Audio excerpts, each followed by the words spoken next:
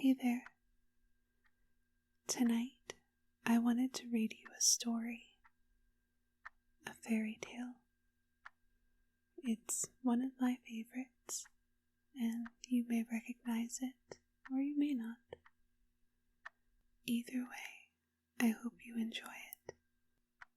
So snuggle up, get comfy, and let's read The Golden Bird by the Brothers Grimm.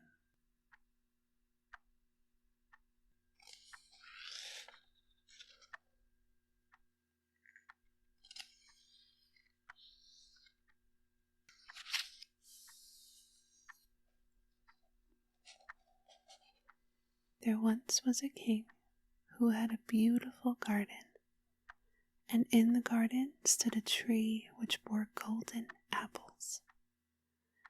These apples were always counted, and about the time when they began to grow ripe, it was found that every night one of them was gone.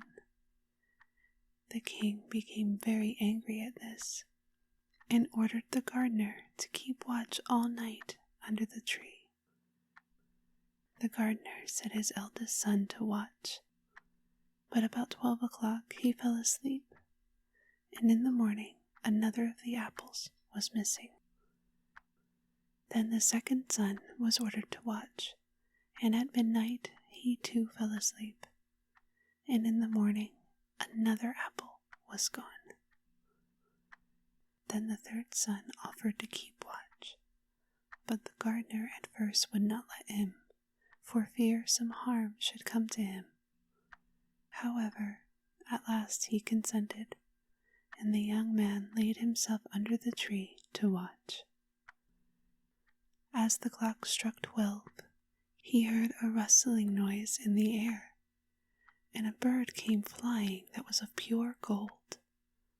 And as it was snapping at one of the apples with its beak, the gardener's son jumped up and shot an arrow at it. But the arrow did the bird no harm, only it dropped a golden feather from its tail, and then flew away. The golden feather was brought to the king in the morning, and all the council was called together.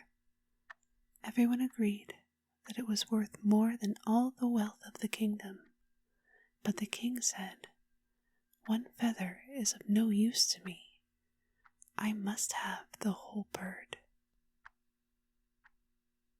Then the gardener's eldest son set out and thought to find the golden bird very easily. And when he had gone but a little way, he came to a wood, and by the side of the wood he saw a fox sitting. So he took his bow and made ready to shoot at it. Then the fox said, "Do not shoot me, for I will give you good counsel. I know what your business is, and that you want to find the golden bird. You will reach a village in the evening, and when you get there, you will see 2 inns opposite to each other, one of which is very pleasant and beautiful to look at. Go not in there, but rest for the night in the other, though it may appear to you to be very poor and mean." But the son thought to himself, "What can such a beast as this know about this matter?" So he shot his arrow at the fox, but he missed it, and it set up its tail above its back and ran into the wood. Then he went his way, and in the evening came to the village where the 2 inns were, and in one of these were people singing and dancing and feasting, but the other looked very dirty and poor. "I should be very silly," said he, "if I went to that shabby house and left this charming place." So he went into the smart house, and ate and drank at his ease, and forgot the bird and his country too. Time passed on, and the eldest son did not come back, and no tidings were heard of him. The second son set out, and the same thing happened to him. He met the fox, who gave him the good advice. But when he came to the 2 inns, his eldest brother was standing at the window where the merrymaking was, and called to him to come in. and he could not withstand the temptation, but went in and forgot the golden bird and his country in the same manner. Time passed on again, and the youngest son too wished to set out into the wide world to seek for the golden bird. But his father would not listen to it for a long while, for he was very fond of his son, and was afraid that some ill luck might happen to him also, and prevent his coming back. However, at last it was agreed he should go, for he would not rest at home. And as he came to the wood, he met the fox, and heard the same good counsel. But he was thankful to the fox, and did not attempt his life as his brothers had done. So the fox said, "Sit upon my tail, and you will travel faster." So he sat down, and the fox began to run, and away they went over stock and stone, so quick that their hair whistled in the wind. When they came to the village, the son followed the fox's counsel, and without looking about him, went to the shabby inn and rested there all night at his ease. In the morning came the fox again and met him as he was beginning his journey, and said, "Go straight forward till you come to a castle, before which lie a whole troop of soldiers fast asleep and snoring. Take no notice of them, but go into the castle and pass on till you come to a room where the golden bird sits in a wooden cage. Close by it stands a beautiful golden cage. Do not try to take the bird out of the shabby cage and put it into the handsome one, otherwise you will repent it." Then the fox stretched out his tail again, and the young man sat himself down, and away they went over stock and stone, till their hair whistled in the wind. Before the castle gate, all was as the fox had said. So the son went in and found the chamber where the golden bird hung in a wooden cage, and below stood the golden cage, and the 3 golden apples that had been lost were lying close by it. Then thought he to himself, "It will be a very droll thing to bring away such a fine bird in this shabby cage." So he opened the door and took hold of it, and put it into the golden cage. But the bird set up such a loud scream that all the soldiers awoke, and they took him prisoner and carried him before the king. The next morning the court sat to judge him, and when all was heard, it sentenced him to die, unless he should bring the king the golden horse which could run as swiftly as the wind. And if he did this, he was to have the golden bird given him for his own. So he set out once more on his journey, sighing and in great despair, when on a sudden his friend the fox met him and said, "You see now what has happened on account of your not listening to my counsel. I will still, however, tell you how to find the golden horse, if you will do as I bid you. You must go straight on till you come to the castle where the horse stands in his stall. By his side will lie the groom fast asleep and snoring. Take away the horse quietly, but be sure to put the old leathern saddle upon him, and not the golden one that is close by it." Then the son sat down on the fox's tail, and away they went over stock and stone, till their hair whistled in the wind.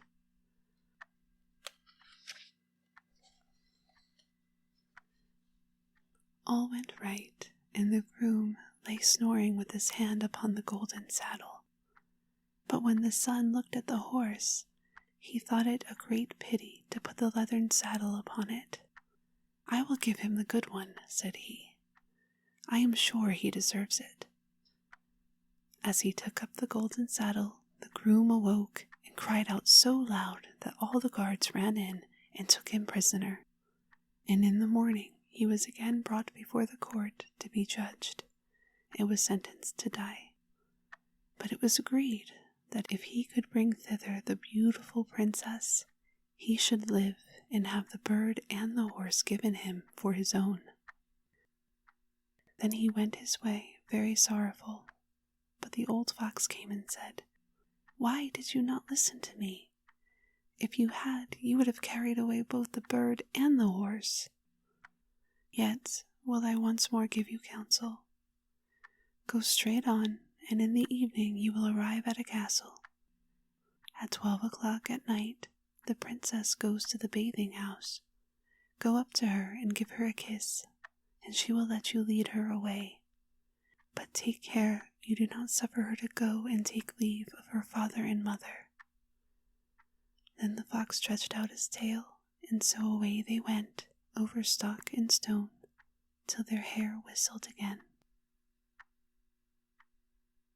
As they came to the castle, all was as the fox had said, and at 12 o'clock the young man met the princess going to the bath, and gave her the kiss, and she agreed to run away with him, but begged with many tears that he would let her take leave of her father. At first he refused, but she wept still more and more, and fell at his feet, till at last he consented. But the moment she came to her father's house, the guards awoke, and he was taken prisoner again.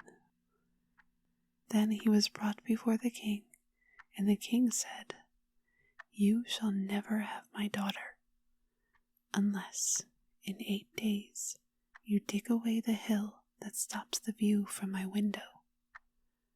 Now this hill was so big that the whole world could not take it away, and when he had worked for 7 days and had done very little, the fox came and said, "Lie down and go to sleep. I will work for you." And in the morning he awoke and the hill was gone. So he went merrily to the king and told him that now it was removed, and he must give him the princess. Then the king was obliged to keep his word, and away went the young man and the princess. And the fox came and said to him, "We will have all three, the princess, the horse, and the bird." "Ah," said the young man, "that would be a great thing, but how can you contrive it?" "If you will only listen," said the fox, "it can be done. When you come to the king and he asks for the beautiful princess, you must say, 'Here she is.' Then he will be very joyful, and you will mount the golden horse that they are to give you, and put out your hand to take leave of them. But shake hands with the princess last, then lift her quickly onto the horse behind you, clap your spurs to his side, and gallop away as fast as you can." All went right. Then the fox said, "When you come to the castle where the bird is, I will stay with the princess at the door, and you will ride in and speak to the king. And when he sees that it is the right horse, he will bring out the bird. But you must sit still and say that you want to look at it to see whether it is the true golden bird. And when you get it into your hand, ride away." This too happened as the fox said. They carried off the bird, the princess mounted again, and they rode on to a great wood. Then the fox came and said, "Pray kill me, and cut off my head and my feet." But the young man refused to do it. So the fox said, "I will at any rate give you good counsel. Beware of 2 things. Ransom no one from the gallows, and sit down by the side of no river." Then away he went. Well, thought the young man, it is no hard matter to keep that advice.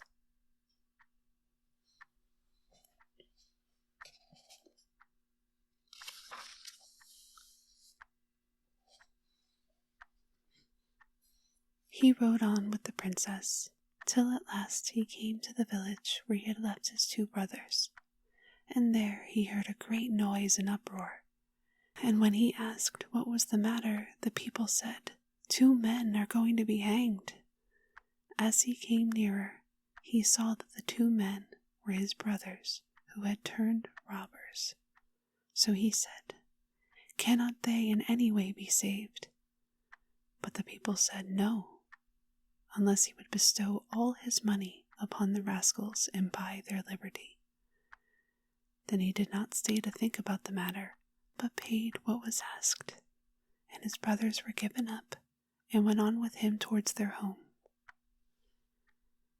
And as they came to the wood where the fox first met them, it was so cool and pleasant that the two brothers said, "Let us sit down by the side of the river and rest a while to eat and drink." So he said yes, and forgot the fox's counsel, and sat down on the side of the river. And while he suspected nothing, they came behind and threw him down the bank, and took the princess, the horse, and the bird, and went home to the king their master, and said, "All this have we won by our labor." Then there was a great rejoicing made. But the horse would not eat, the bird would not sing, and the princess wept. The youngest son fell to the bottom of the river's bed. Luckily, it was nearly dry, but his bones were almost broken, and the bank was so steep that he could find no way to get out. Then the old fox came once more, and scolded him for not following his advice. Otherwise no evil would have befallen him. "Yet," said he, "I cannot leave you here, so lay hold of my tail and hold fast." Then he pulled him out of the river and said to him as he got upon the bank, "Your brothers have set watch to kill you if they find you in the kingdom." So he dressed himself as a poor man and came secretly to the king's court, and was scarcely within the doors when the horse began to eat and the bird to sing, and the princess left off weeping. Then he went to the king and told him all his brothers' roguery, and they were seized and punished, and he had the princess given to him again. And after the king's death, he was heir to his kingdom. A long while after, he went to walk one day in the wood, and the old fox met him, and besought him with tears in his eyes to kill him, and cut off his head and feet. And at last he did so, and in a moment the fox was changed into a man, and turned out to be the brother of the princess, who had been lost a great many, many years. I guess we should say the end. There's many variations to that story. It's been told in many ways. But I hope you enjoyed it. I hope you've fallen asleep by now. Either way, good night.